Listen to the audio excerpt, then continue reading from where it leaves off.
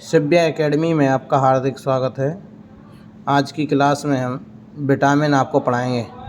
देखें विटामिन क्या होता है। विटामिन बायोमॉलिक्यूल्स का एक बहुत अच्छा टॉपिक है जो कि अधिकतर बोर्ड परीक्षा में पूछा जाता है और हमारे कंपटीशन लेवल में भी बहुत क्वेश्चन इसके आते हैं। तो विटामिन दो शब्द से मिलकर बना हुआ है, beta plus amine. Beta plus amine, beta का अर्थ होता है लाइफ, जीवन। एमीन का अर्थ होता है एसेंशियल। एमीन क्या है? एसेंशियल है, हमारे जीवन के लिए आवश्यक जो हैं वो हैं विटामिन। एसेंशियल फॉर लाइफ, जीवन के लिए आवश्यक, उनको विटामिन कहा जाता है। अगला पॉइंट है हमारा डिस्कवर्ड बाय। ये क्वेश्चन बहुत पूछा जाता है कि विटामिन की खोज किसने करी थी। तो विटामिन की खोज करता तो जाने जाते हैं ल्यूनिन, और विटामिन जो शब्द दिया था, जो टर्म दी थी, वो वैज्ञानिक थे फंक। फंक नामक वैज्ञानिक ने विटामिन क्या दिया था? टर्म दिया था। अब एक क्वेश्चन और बनता है, यहीं से 3 क्वेश्चन हो गए। एक तो टर्म हो गया, डिस्कवर्ड हो गया, और थ्योरी। थ्योरी किसने दी थी? थ्योरी जो होती थी वो वैज्ञानिक थे हैपकिंस एंड फंक, दोनों ने मिलकर थ्योरी दी थी।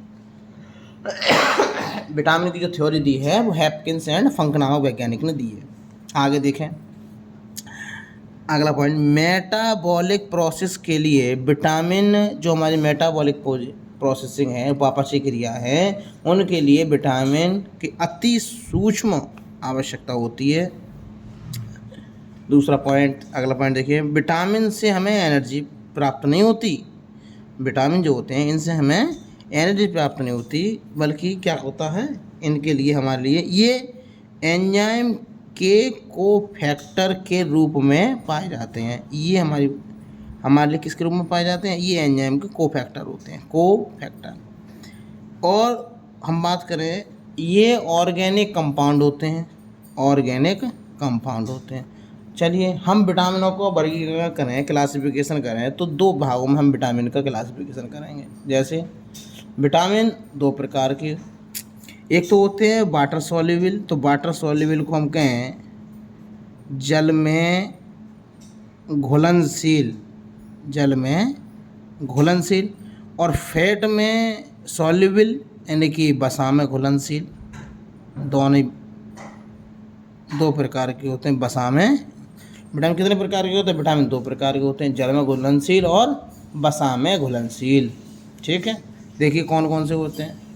तो विटामिन बी और विटामिन सी, विटामिन बी और विटामिन सी। विटामिन बी के काफ़ी टाइप होते हैं जो भी हम आपको बताएंगे। और विटामिन सी को एस्कॉर्बिक एसिड कहा जाता है। ये दोनों विटामिन ऐसे हैं जो जल में घुलनशील हैं। ठीक है, और जो वसा में घुलनशील विटामिन हैं वो हैं vitamin A, vitamin D, vitamin E और विटामिन के।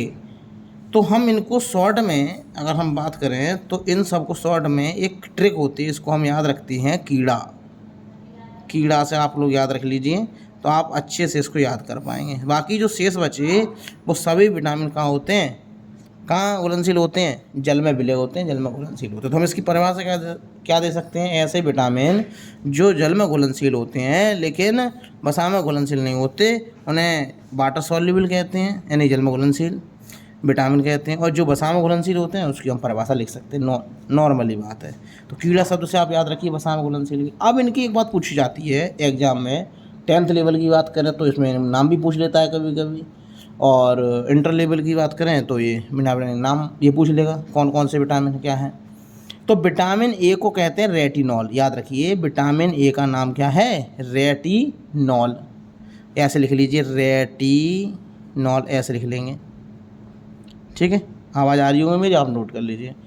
विटामिन डी, इसको कैल्सीफेरॉल के नाम से जाना जाता है। विटामिन डी को कैल्सीफेरॉल के नाम से जाना जाता है। समझ में आ रहा है? विटामिन ई जो होता है इसको टोकोफेरॉल के नाम से जानते हैं। टोकोफेरॉल, PHE मैंने यहीं पे लिख दिया है थोड़ा सा, टोकोफेरॉल कहते हैं।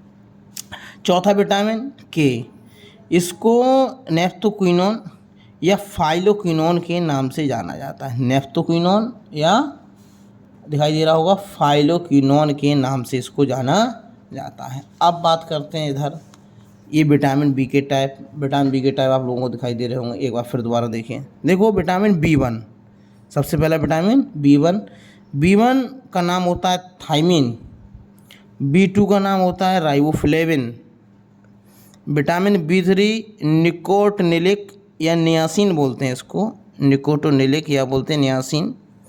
विटामिन B5 इसको बोलते हैं पेंटोथेनिक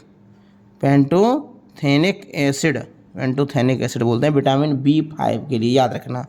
विटामिन B6 इसको बोला जाता है पायरिडॉक्सिन। एक बार फिर दोबारा सुनिए, विटामिन B6 को बोला जाता है पायरिडॉक्सिन।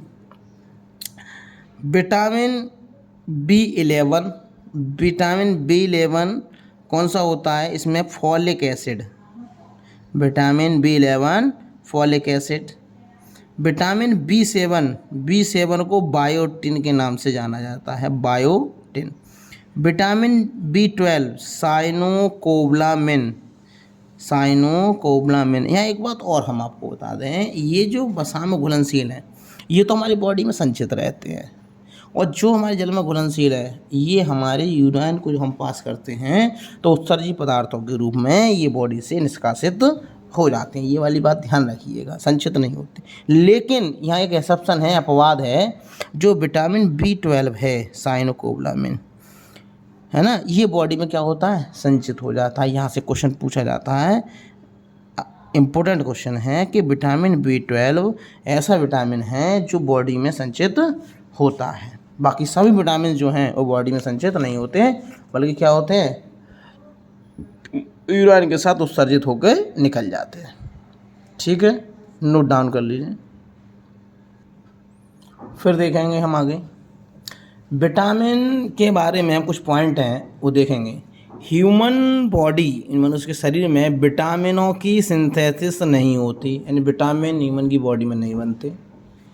ह्यूमन बॉडी में केवल vitamin B1, vitamin B2, vitamin B12 and vitamin K और कोलिन E बैक्टीरिया द्वारा सिंथेसिस किए जाते हैं। ह्यूमन बॉडी में केवल vitamin B1, B2, B12 and vitamin K और E ये बैक्टीरिया द्वारा संश्लेषण किया जाता है। विटामिन की कमी से डेफिशिएंसी डिसीज हो जाता है। क्या हो जाता है, डेफिशिएंसी, यानी विटामिन की कमी से रोग हो जाता है। चलिए अब हम एक एक करके विटामिन को पढ़ लें, ध्यान से देखिएगा। विटामिन B1 थोड़ा सा हम यहाँ पे आपको समझा भी दें। विटामिन B1 का नाम क्या है, थायमीन। क्या नाम है, थायमीन। ठीक है, सोर्स स्रोत क्या है इसका, कॉटेड सीरियल्स इसको बोलेंगे। यानी एग्जाम्पल हमें कहाँ से प्राप्त हो सकता है, राइस मतलब चावल, व्हीट गेहूँ, वेजिटेबल्स सब्जियाँ, यानी कि इससे हमें विटामिन B1 प्राप्त होता है। डेफिशिएंसी डिसीज कौन सा होता है, विटामिन B की कमी से होने वाला रोग है वेरी याद रखिएगा। ठीक है, और इससे क्या होता है, वेरी में कंडीशन क्या है, व्यक्ति के जो हार्ट होता है वो फेल होने की कंडीशन रहती है, या हार्ट फेल हो जाता है। ठीक है, दूसरा पैरालिसिस होता जाता है, एक धड़ काम नहीं करता बॉडी का। ठीक है, और भी बीमारी हो जाती हैं, डिस्काउंटिंग नहीं कर पाता है। ठीक है, आगे देखिए, थायमीन का एक महत्वपूर्ण रोग जो है ये पूछा जाता है, कार्बोहाइड्रेट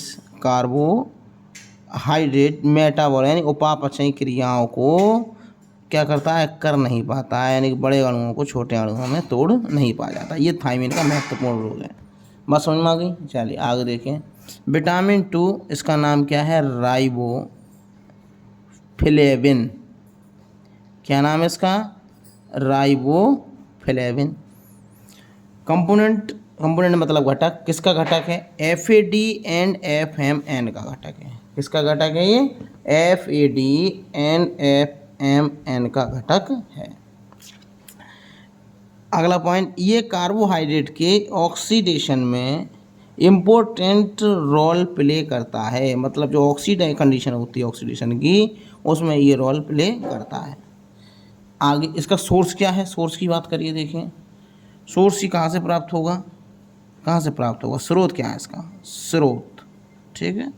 ईस्ट से आपको ये प्राप्त हो जाएगा, लीवर से हो जाएगा, लीवर से हम विटामिन B2 प्राप्त कर लेंगे, मिल्क से हो जाएगा, और वेजिटेबल्स सब्जियां, जो हरी सब्जियां होती हैं उनसे हो जाता है। रोग कौन सा होता है विटामिन B2 से, चिलोसिस रोग हो जाता है, यानी कि त्वचा जो है फट जाती है, यानी फटने लगती है इसकी कमी से, ठीक है।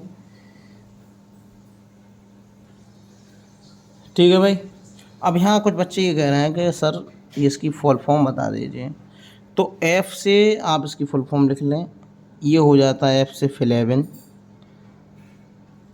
A से हो जाता है एडेनिन, A से एडेनिन हो गया, और D से हो जाता है डाई न्यूक्लियोटाइड, डाई न्यूक्लियोटाइड, ये हो जाएगा फ्लेविन एडेनिन डाई न्यूक्लियोटाइड। अब यहाँ से इसकी बात करें तो ये क्या हो जाएगा, देखो यहाँ F से तो फ्लेविन रहेगा, फ्लेविन, और M जो दे रखा है इससे यहाँ क्या दे रखा है, फ्लेविन एडेनिन डाई न्यूक्लियोटाइड, तो फ्लेविन मोनो न्यूक्लियोटाइड, क्या बोलेंगे इसको, मोनो न्यूक्लियोटाइड। समझ में आई बात। इन दोनों का ये कंपोनेंट है, इससे ये प्राप्त, दोनों ही कोएंजाइम है, ड्राइव्ड हैं राइबोफ्लेविन के, दोनों ही क्या हैं, कोएंजाइम हैं, ड्राइव्ड किससे होते हैं, राइबोफ्लेविन से ड्राइव्ड होते हैं, ठीक है। ये अगली बात समझ आ गई, चिलोसिस रोग हो जाता है विटामिन 2 से। अब देखिए विटामिन B3, विटामिन B3 का नाम होता है निकोटिनिक एसिड, निकोटिनिक एसिड, इसका क्या है, कंपोनेंट ऑफ NAD, इसका मतलब क्या है, निकोटिनामाइड एडी न्यूक्लियोटाइड है, लिख लेंगे इसको।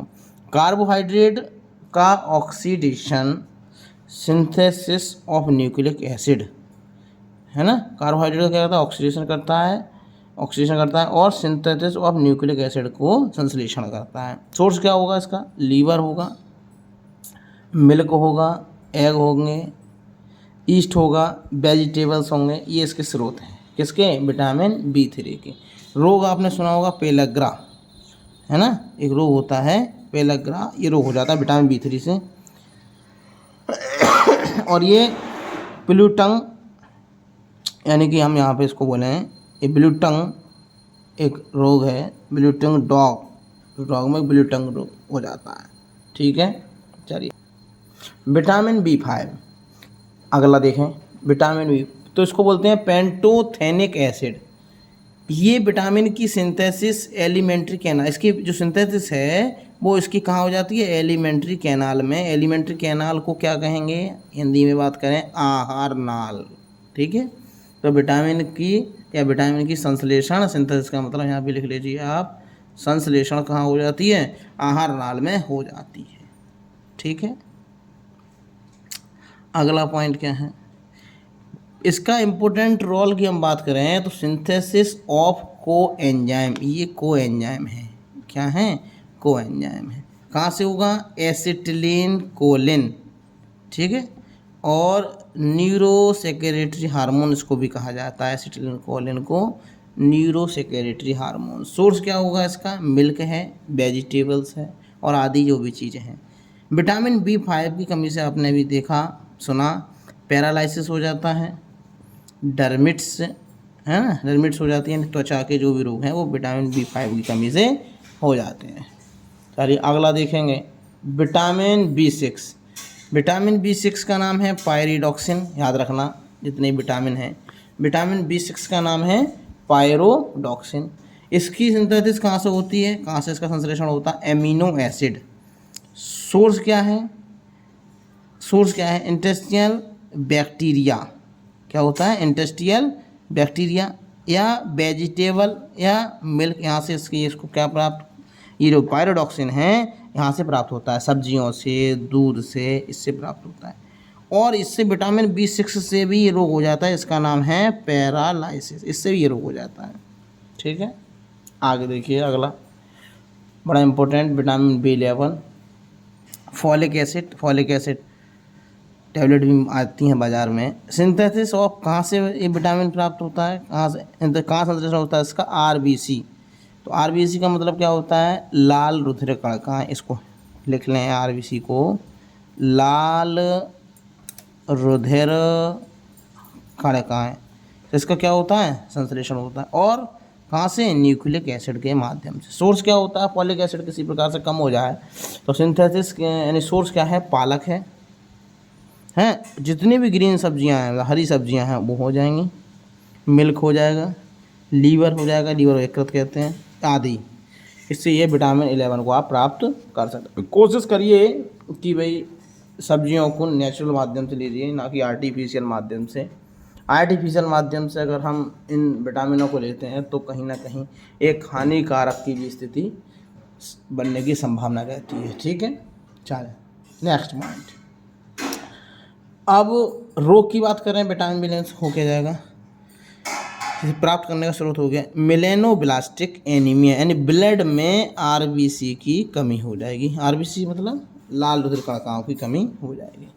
अगला देखिए विटामिन B7। विटामिन B7 को बायोटिन के नाम से जाना जाता है। B7 हेड ऑफ सिंथेसिस, सिर में इसका संश्लेषण होता है। सोर्स क्या है, जैसे विटामिन B7 कमी हो जाए, चॉकलेट हैं, ड्राई फ्रूट्स को आप खाइए, ETC आदि चीज़ों को आप ले सकते हैं। रोग क्या होगा विटामिन बी से, तो मसल्स में पेन होना स्टार्ट हो जाता है, मस्कुलर पेन होता है, मसल्स में पेन होना शुरू हो जाता है, दर्द शुरू हो जाता है विटामिन B7 की किससे।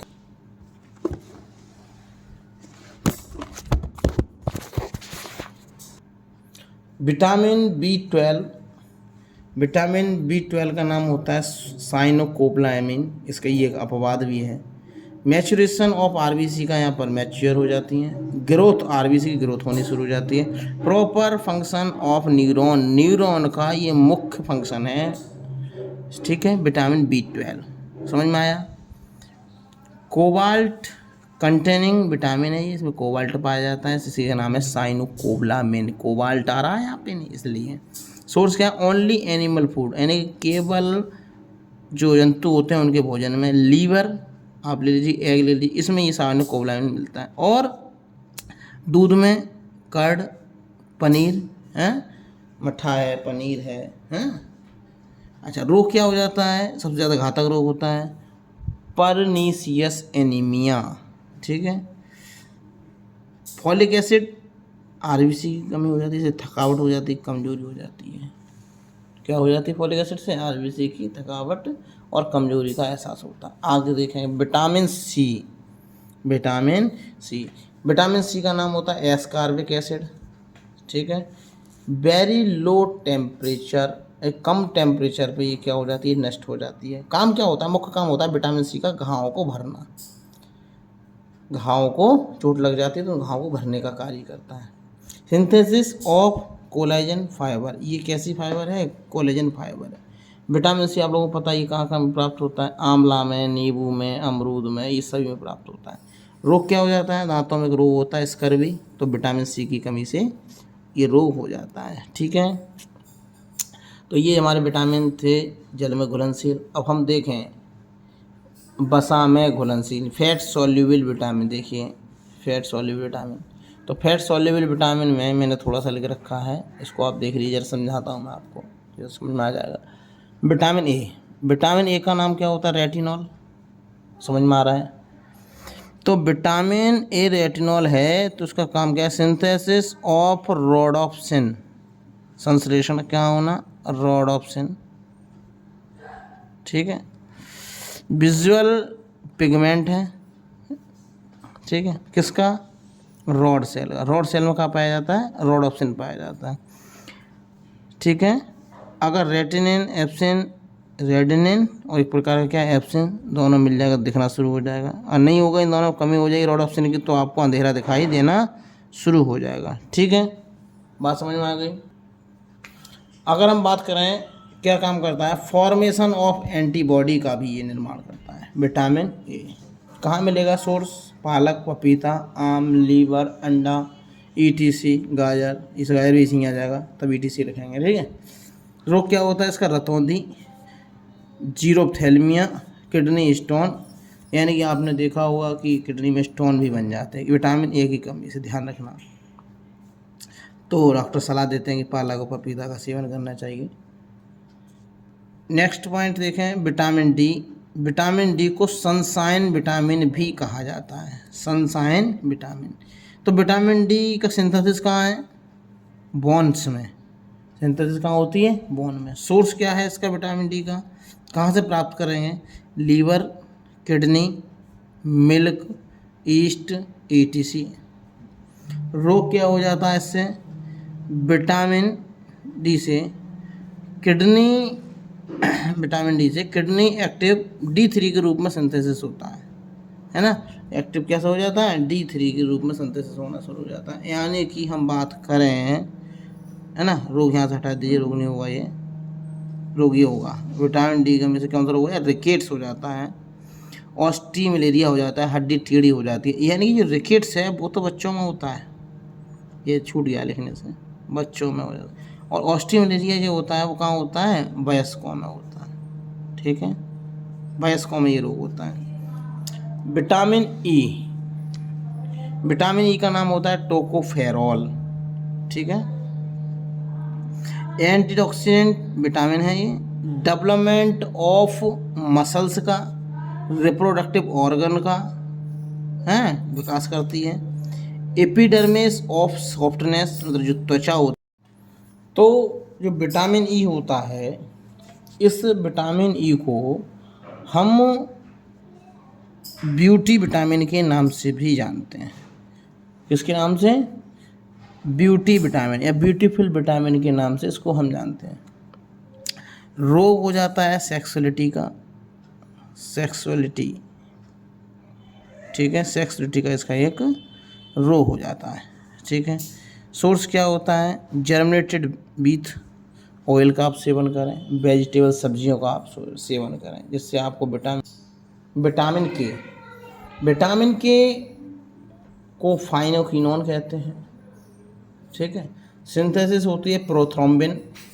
सोर्स होता है कहाँ से प्राप्त करें? लीवर से, सब्जियों से, दूध से आदि से प्राप्त। रोग क्या हो जाता है विटामिन के की कमी से? हीम रोग हो जाता है। रुधिर जो है मनुष्य का जमता नहीं है, यानी कि बहता रहता है, ऐसा कह दीजिए। प्रोटीन, एनर्जी, मिल न्यूट्रिशन, है ना। तो प्रोटीन की एनर्जी में जो न्यूट्रिशन होता है उनकी भी कमी होने शुरू हो जाती है, ठीक है।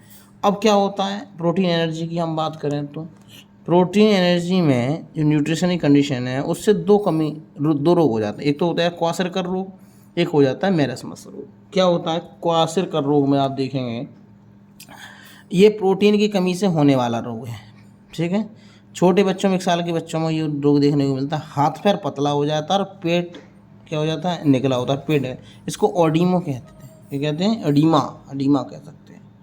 दूसरा रोग होता है मेरस्मस, ये प्रोटीन से होने वाला रोग है ये भी, ठीक है। एनर्जी में क्या हो जाएगी? कमी हो जाएगी। कार्बोहाइड्रेट, लिपिड से एनर्जी मिलेगी। किससे मिलेगी? कार्बोहाइड्रेट से और लिपिड से एनर्जी मिलेगी। इनका शरीर कैसा हो जाएगा? दुबला पतला, और ऊतक इनके शरीर में क्या हो जाएंगे? समाप्त हो जाएंगे। तो क्या हो जाएगा? वोमिटिंग, डायरिया, कॉन्स्टिपेशन, है ना, और मोटापा। ये कंडीशन इसके अंदर बन जाएगी। किसके अंदर? ठीक है। ये मुख्य रूप से जो विटामिन थे वो आपको हमने पढ़ा दिए। विटामिन की क्लास अब ऑफ होती है, ठीक है। चैनल को अधिक